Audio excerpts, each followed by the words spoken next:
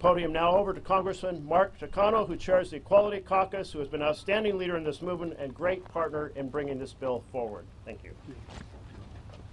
Well, thank you, Senator Merkley, for your long-standing advocacy of the Equality Act in the Senate as the lead in the Senate. So I'm Congressman Mark Takano. I'm a proud gay man and chair of the Congressional Equality Caucus.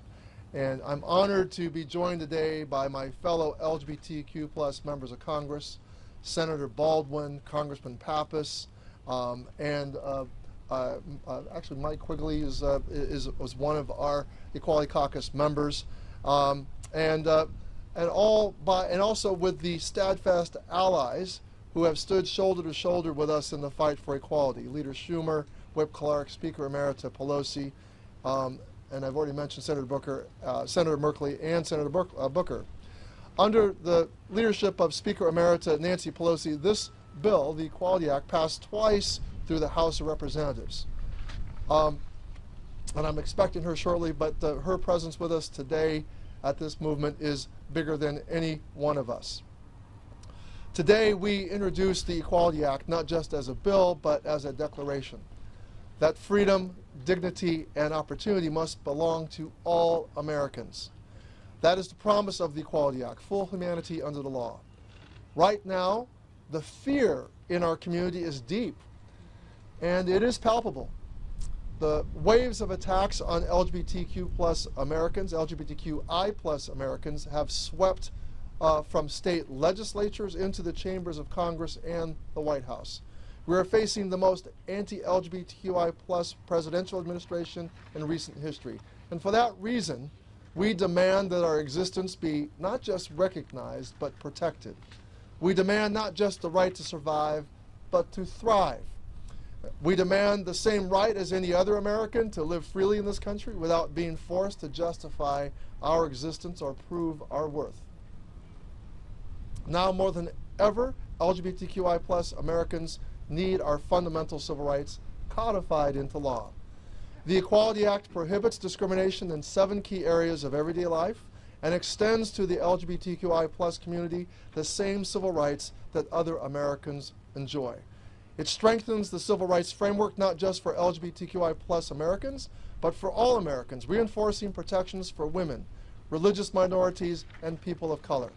And it says clearly you should not be denied a job, a home, a loan, or a seat at the table simply because of who you are. We cannot leave those basic rights vulnerable to a patchwork of inconsistent protections, hostile administrations, or unpredictable courts. Now, I know the sting of discrimination. I have lived it. I am the child and grandchild of Americans who were stripped of their rights and incarcerated for being of Japanese descent during World War II. As a teenager in the late 1970s, coming to terms with my own sexuality, I watched legislators in California host debates on whether gays and lesbians should be allowed to teach in public schools. Undeterred, I would later go on to become a teacher myself. And when I ran for Congress in 1994, I was publicly outed by my opponent and made the target of homophobic attack ads. I lost that race, but when I won nearly 2 decades later, I became the first openly gay person of color to be elected to Congress. It was deeply meaningful to me, but to be clear, I was not the first gay person of color to serve in Congress.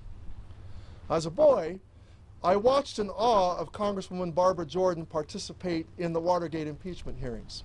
And in her speech, Congresswoman Jordan immortalized her conviction that her faith in the Constitution was whole, complete, and total. Though the Constitution had not originally included her, a black woman, when it was written, it had come to include her after 2 centuries of struggle and amendment. And despite that, Congresswoman Jordan still had to hide from public scrutiny that she had spent 20 years in a loving relationship with a woman. At that time, being openly LGBTQI+ would certainly have come at the cost of her career. Today, the National Archives recognizes her as the first LGBTQI+ woman in Congress. I share her belief that my faith in the Constitution is whole, complete, and total. I believe that all people are entitled to the fruits of democracy and that includes freedom, equality, and justice for all.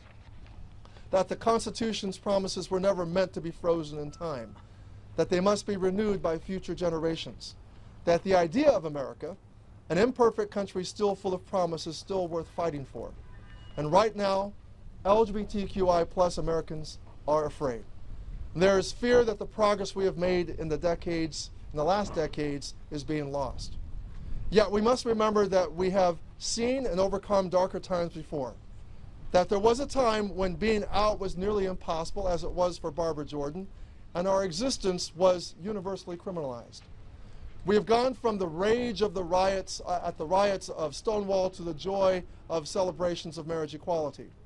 We have come out of the closet and survived the scourge of HIV. And today, we fight to win full equality under the law. We were born for this fight and forged in resistance. The LGBTQI plus community's generational gift, passed down from our ancestors, is grit, persistence, and unconquerable strength. We will continue to fight. We will propel ourselves into a brighter, more hopeful, more just future. And we will not stop until the Equality Act is the law of the land. Thank you.